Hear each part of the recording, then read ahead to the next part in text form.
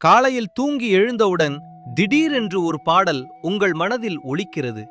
நீங்கள் அந்த பாடலை நினைத்து பார்க்கவில்லை, யாரும் போட்டு காட்டவில்லை. ஆனால் அது தானாகவே வருகிறது. இது உங்களுக்கு நடந்திருக்கிறதா?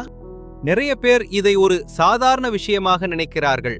ஆனால் வேதாகமம் இதை பற்றி மிக ஆழமான 4 ரகசியங்களை வெளிப்படுத்துகிறது. இன்று அந்த ரகசியங்களை நாம் ஒவ்வொன்றாக பார்க்கப் போகிறோம். முதல் ரகசியம், அந்த பாடல் மூலமாக கர்த்தர் உங்களிடம் பேசுகிறார். சங்கீதம் 42ஆம் அதிகாரம் 8ஆம் வசனம் சொல்கிறது, பகலிலே கர்த்தர் தம்முடைய கிருபையை கட்டளையிடுவார், இரவிலே அவருடைய பாடல் என்னோடு இருக்கும். இதை யோசியுங்கள். நீங்கள் தூங்கும்போது உங்கள் மனம் அமைதியாக இருக்கிறது, உலகத்தின் சத்தங்கள் ஓய்ந்திருக்கின்றன. அந்த அமைதியான நேரத்தில்தான் கர்த்தர் உங்கள் ஆவியோடு பேசுகிறார். அவர் தம்முடைய அன்பை, தம்முடைய வார்த்தையை ஒரு பாடலாக உங்கள் இருதயத்தில் வைக்கிறார். நாம் பகலில் பரபரப்பாக இருக்கும்போது கர்த்தருடைய குரலை கேட்பது கஷ்டம். ஆனால் இரவில் நம் ஆவி திறந்திருக்கும்போது அவர் நம்மோடு பாடல்கள் மூலம் தொடர்பு கொள்கிறார். அதனால் காலையில் உங்கள் மனதில் வரும் பாடலை அலட்சியமாக நினைக்காதீர்கள். அது கர்த்தருடைய குரலாக இருக்கலாம். இரண்டாவது ரகசியம், காலையில் மனதில் தோன்றும் பாடல் பரிசுத்த ஆவியானவர் உங்களை நிரப்புவதன் அடையாளம். எபேசியர் 5ஆம் அதிகாரம் 18 முதல் 19ஆம் வசனம் சொல்கிறது, ஆவியினால் நிரப்பப்படுங்கள், சங்கீதங்களாலும் கீர்த்தனைகளாலும் ஞானப்பாட்டுகளாலும் ஒருவருக்கொருவர் பேசுங்கள். கவனியுங்கள், ஆவியால் நிரப்பப்படுவதற்கும் பாடல்களுக்கும் நேரடி தொடர்பு இருக்கிறது. எங்கே பரிசுத்த ஆவியானவர் இருக்கிறாரோ அங்கே பாடல்கள் பிறக்கின்றன.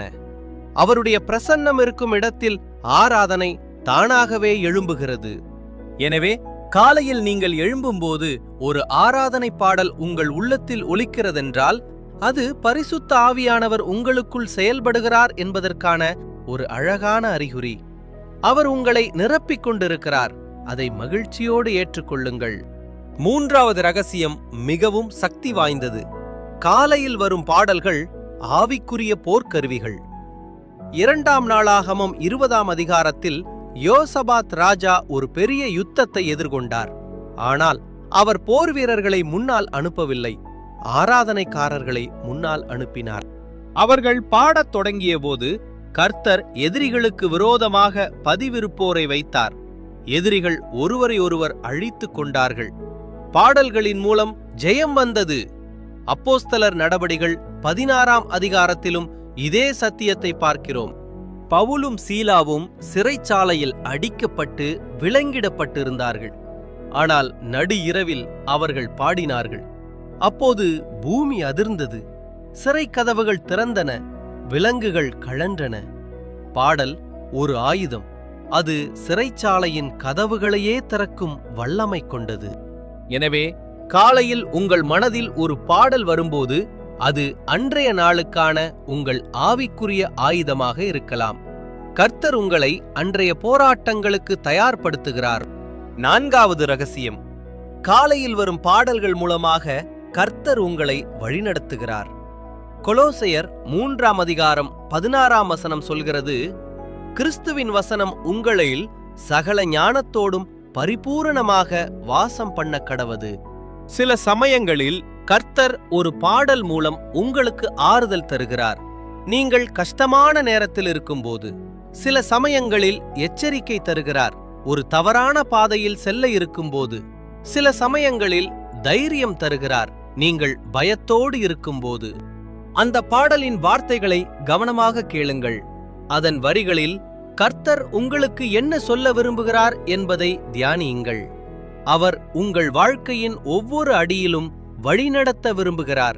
பாடல்கள் அவருடைய வழிநடத்துதலின் ஒரு அழகான வழி. நண்பர்களே, இனி காலையில் உங்கள் மனதில் ஒரு பாடல் வரும்போது அதை அலட்சியமாக விடாதீர்கள். கர்த்தர் உங்களிடம் பேசுகிறார். ஆவியானவர் உங்களை நிரப்புகிறார். ஆவிக்குரிய ஜெயத்திற்கு உங்களை ஆயத்தப்படுத்துகிறார். உங்களை வழிநடத்துகிறார். இந்த வீடியோ உங்களுக்கு ஆசீர்வாதமாக இருந்தால் லைக் செய்யுங்கள், சப்ஸ்கிரைப் செய்யுங்கள், உங்கள் நண்பர்களுக்கும் பகிருங்கள். கர்த்தர் உங்களை ஆசீர்வதிப்பாராக. ஆமென்.